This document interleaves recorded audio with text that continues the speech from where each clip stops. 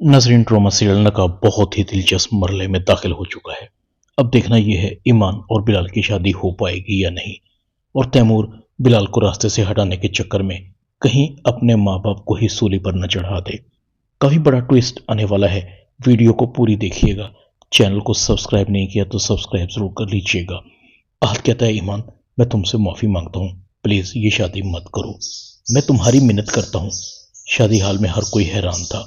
ایمان کہتی ہے کیوں آئے ہو تم یہاں پر، چلے جاؤ یہاں سے، تم پہلے ہی مجھے بہت تکلیف دے چکے ہو، مزید تماشا مت بناؤ۔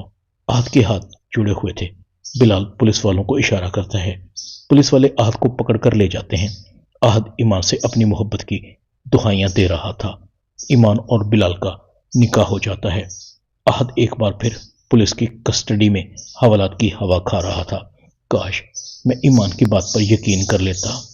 وہ روتی رہی، دہائیاں دیتی رہی، لعنت ہے مجھ پر، جب ساتھ دینے کی باری آئی تو میں نے اسے ذلیل اور رسوا ہونے کے لیے چھوڑ دیا۔ ادھر تیمور اپنے آدمی کو کہتا ہے کوئی لاپرواہی تو نہیں ہوئی، کام ہوشیاری سے کیا ہے نا؟ آدمی کہتا ہے آپ بے فکر رہیں تیمور صاحب، اس بار وہ نہیں بچیں گے۔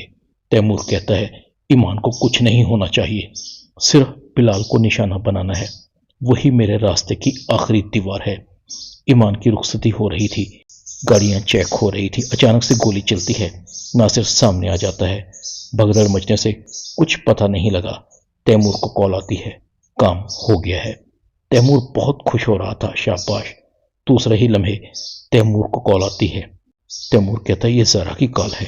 زارا تیمور کو بتاتی ہے تیمور، تائی جان کو کسی نے ہٹ کیا ہے۔ تیمور کے پیروں کے نیچے سے زمین نکل جاتی ہے۔ یہ کیا ہو گیا؟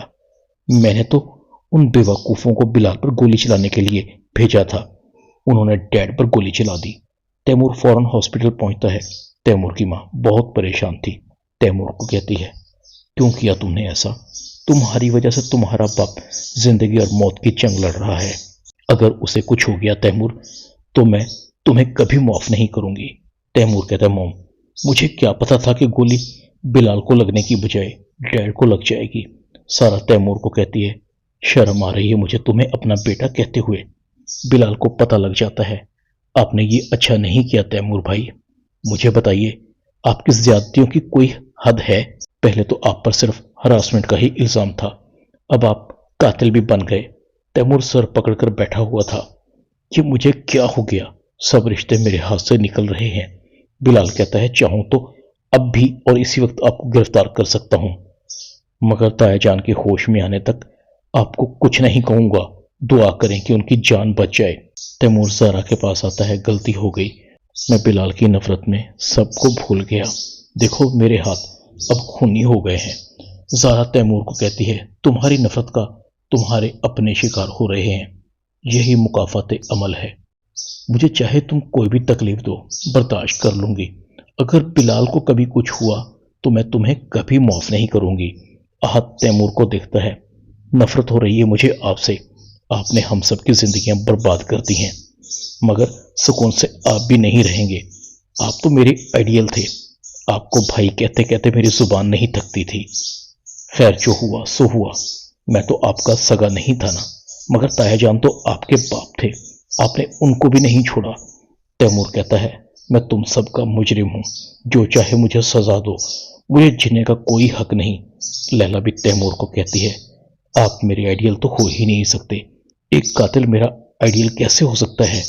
آپ اس معاشرے پر دھبا ہیں۔ تیمور کہتا ہے لیلا یہ تم کہہ رہی ہو، کل تک تم مجھ سے محبت کرتی تھی، مجھ سے شادی کرنا چاہتی تھی۔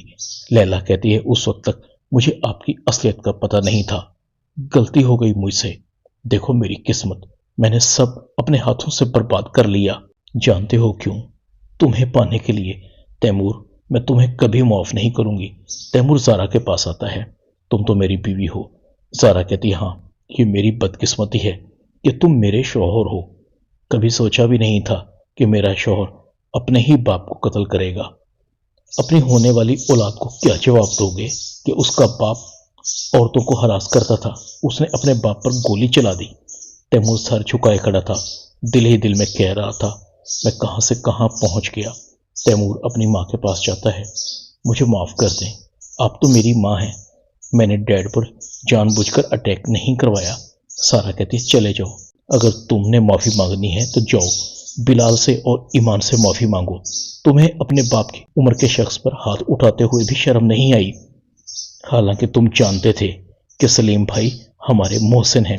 تمہاری وجہ سے میں بھی مجرم بن گئی، جانتی تھی کہ تم نے ہی ایمان کو ہراس کیا تھا، مگر تمہارے ایبوں پر پردہ ڈال دیا۔ تیمور کہتا ہے غلط کیا تھا آپ نے، کیوں ہمیشہ آپ میرے ایبوں پر پردہ ڈالتی رہی؟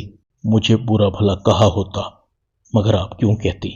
آپ نے تو مجھے شو پیس کے طور پر رکھا ہوا تھا، سودے بازی کرنے کے لیے۔ آپ نے بھی موم کسی کے ساتھ کم زیادتی نہیں کی۔ بلال کو حصے میں کیا دیا؟ زارا کی جائیداد اور شیئر دھوکے سے اپنے نام منتقل کروا لیے۔ جائیداد کے لیے میری شادی زارا سے اور لیلا کی شادی بلال سے کروا دی۔ کیا خوب بندر بانٹ کی تھی۔ سارا کی آنکھوں میں بھی آنسو تھے۔ ناصر گھر آ چکا تھا۔ تیمور اپنے باپ کے پاس آتا ہے، غلطی ہو گئی مجھ سے۔ تیمور کا باپ کہتا ہے غلطی تو مجھ سے ہوئی ہے کہ ہم تمہاری تربیت اچھی نہ کر سکے، بلال کو اور زارا کو ان کا اصل مقام نہ دیا۔ جو ہم نے کیا وہی تم نے بھی کیا، ہو سکے تو بلال سے اور ایمان سے معافی مانگ لو۔ تیمور بلال اور ایمان کے پاس جاتا ہے۔ بلال اور ایمان کہتے ہیں اب آپ یہاں کیوں آئے ہیں؟ کیسے تو آپ کی جان چھوٹ گئی۔ تیمور کہتا ہے مگر مجھے ان گناہوں کی معافی تو نہیں ملی جو میں نے کیے ہیں۔